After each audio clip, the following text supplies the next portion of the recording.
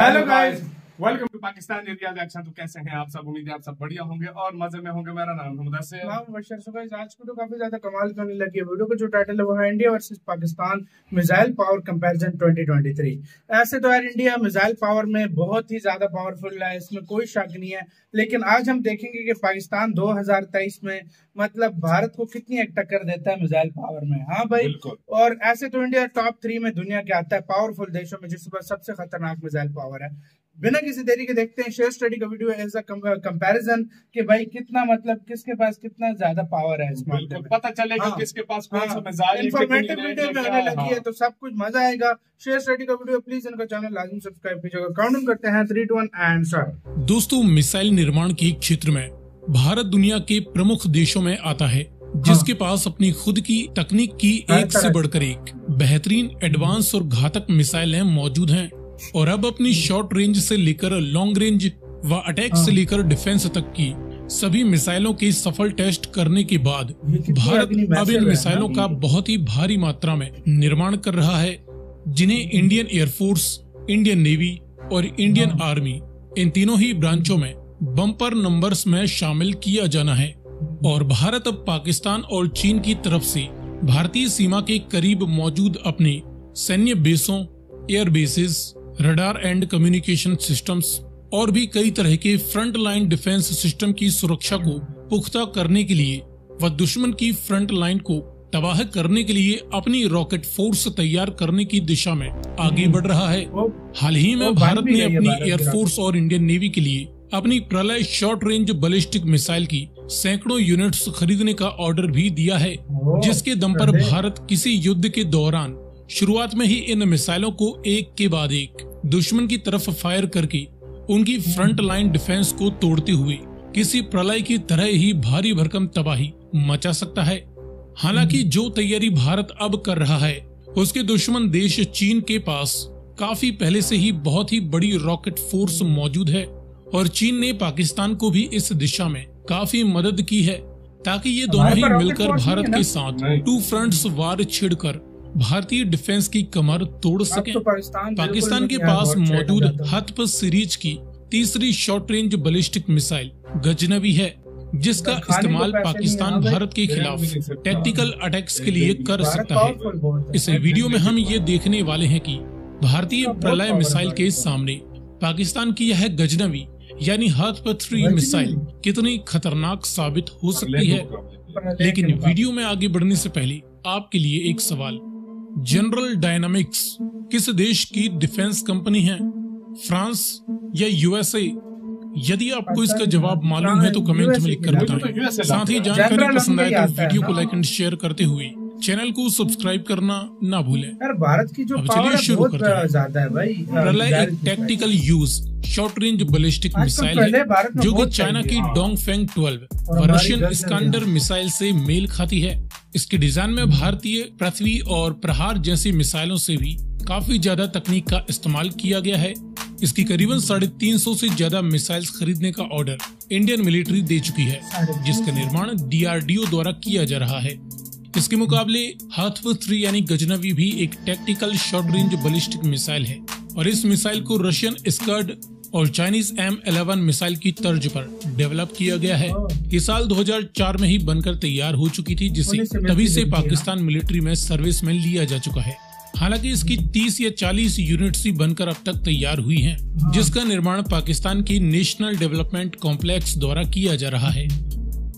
प्रलय मिसाइल की लंबाई 7 से 8 मीटर के बीच है, तो वहीं गजनवी मिसाइल की लंबाई 8 से 9 मीटर बताई जाती है। प्रलय मिसाइल का टोटल मास 5000 किलोग्राम से भी ज्यादा है, तो वहीं हत्फ 3 का भी टोटल मास 5200 किलोग्राम के लगभग है। प्रलय मिसाइल अपने साथ 500 से लेकर करीबन 1000 किलोग्राम तक का वारहेड कैरी कर सकती है। हत्फ 3 यानी गजनवी मिसाइल अपने साथ 700 किलोग्राम तक का वारहेड कैरी करने में सक्षम है। प्रलय मिसाइल की मैक्सिमम रफ्तार 1 से लेकर 1.6 मैक तक है।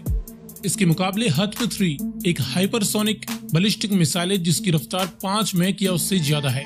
हालांकि प्रलय मिसाइल की रफ्तार कम होने के साथ इसे कंट्रोल करने के लिए गाइडेंस सिस्टम भी मिल जाता है, जो कि अधिक रफ्तार पर हत्फे मिसाइल को नहीं मिलता। प्रलय मिसाइल की ऑपरेशनल रेंज 150 से लेकर करीबन 500 किलोमीटर तक है। गजनवी मिसाइल की ऑपरेशनल रेंज 290 से लेकर 320 किलोमीटर तक ही सीमित है। बहुत पहले से बनी क्योंकि तो प्रलय मिसाइल को गाइडेंस सिस्टम मिलता है, इसलिए इसकी एक्यूरेसी अपने टारगेट के लगभग 10 मीटर के आसपास के इलाके में ही रहती है। तो वहीं हत्फ-3 गजनवी मिसाइल एक फिक्स ट्रेजेक्टरी में ट्रेवल करते हुए टारगेट की तरफ बढ़ती है, जो कि अपने टारगेट के करीबन 250 मीटर के सर्कुलर एरिया तक तबाही मचाने में सक्षम है। दोनों ही मिसाइलों के इंजन की बात करें तो प्रलय मिसाइल को 2 stage solid fuelled rocket motor engine से पावर मिलती है, जिसकी तीसरी स्टेज में इनर्शियल नेविगेशन सिस्टम का इस्तेमाल किया जाता है, जो कि इस मिसाइल को इन फ्लाइट के दौरान गाइडेंस प्रोवाइड करता है, जिसकी मदद से यह मिसाइल इंटरसेप्टिंग मिसाइल से बच सकती है, साथ ही मूविंग टारगेट को भी ट्रैक कर सकती है। इसके मुकाबले हत्फ-3 मिसाइल में single stage solid fuelled rocket motor का इस्तेमाल किया गया है, जिसे कोई भी गाइडेंस सिस्टम नहीं मिलता है, और ये मिसाइल प्री लॉक्ड टारगेट की तरफ ही आगे बढ़ती है। दोनों ही मिसाइलों की ट्रांसपोर्टेशन एंड लॉन्च सिस्टम की बात करें तो प्रलय मिसाइल को 8x8 BEML tetra transport erector launcher के माध्यम से मूव किया जा सकता है व लॉन्च किया जा सकता है। हत्फ-3 मिसाइल को भी 8x8 ट्रांसपोर्ट इरेक्टर लॉन्चर की मदद से ही मूव एंड लॉन्च किया जाता है। सो फ्रेंड्स, यहाँ पर हमने देखा इंडियन मिलिट्री की upcoming short range ballistic missile प्रलय के सामने पाकिस्तान मिलिट्री की हत्फ-3 यानी गजनवी मिसाइल के कुछ फीचर्स के बीच एक क्विक कंपैरिजन। आगे आप किस टॉपिक पर वीडियो देखना चाहते हैं, अपनी राय कमेंट में लिखकर बताएं। देखा जाए तो यार दोनों एक जैसी थी, इतना कोई इनमें अंतर नहीं है। एक 2004 से बनी है और एक अभी बनकर तैयार हुई है, और हमने तो काफी भाई करते रहे। वो गाइडेड है या अनगाइडेड है, तो इसमें एडवांटेज एक जगह पे उसको जाता है, एक जगह पे इसको जाता है। और ये तो एक मिसाइल थी। देखा जाए ओवरऑल मिसाइल के मामले में बात की जाए तो भारत में कहता हूँ हद से ज्यादा आगे है भाई, हद से ज्यादा। अगर सच्ची बात की जाए ना, इंडिया के सिर्फ ब्रह्मोस इन सब पे ब्रह्मोस, हाँ सही बोल रहे हैं। ये तो ऐसा एक मिसाइल का जो आजकल मतलब बोलते हैं उनका वो मतलब इतनी बड़ा जो ब्रह्मोस है ना, वो इन सब पे भारी पड़ता है। सही बात है, सही बात है। क्योंकि वो रडार में नहीं आती भाई। मैंने वो रडार में वो तो इधर आई भी थी तो किसी को पता ही नहीं लगा था। रडार में नहीं आई थी, हमारे मतलब कंट्री में भी गिर गई थी, तो और डिफेंस सिस्टम उसको रोक ही नहीं सकता था। तो देखा जाए तो ओवरऑल मिसाइलें देखा जाए तो भारत के पास ICBM भी है, मतलब इंटर कॉन्टिनेंटल मिसाइल भी है। हमारे पास सिर्फ इतनी मिसाइलें हमारे पास भारत को रेंज में बना हमारे पास गिनी चुनी बहुत तो 8 से 10 किस्म की मिसाइलें, और भारत के पास 100 से ज्यादा किस्म की इंडिया की मिसाइलों की अगर रेंज की जाए, मैं कहता हूँ अगर इस टाइम पे हर देश के लिए कहा जाए ना कि उसके पास मिसाइल है, तो वो होगी बिल्कुल। हर देश के लिए अलग अलग रेंज में मिसाइल होगी। आपका हमारे पास तो सिर्फ भारत के लिए हमने बनाई है, और इंडिया के पास हर देश के लिए। आपका क्या कहना है अपने कमेंट सेक्शन में, अपना बहुत ज्यादा ख्याल रखिएगा। तो यार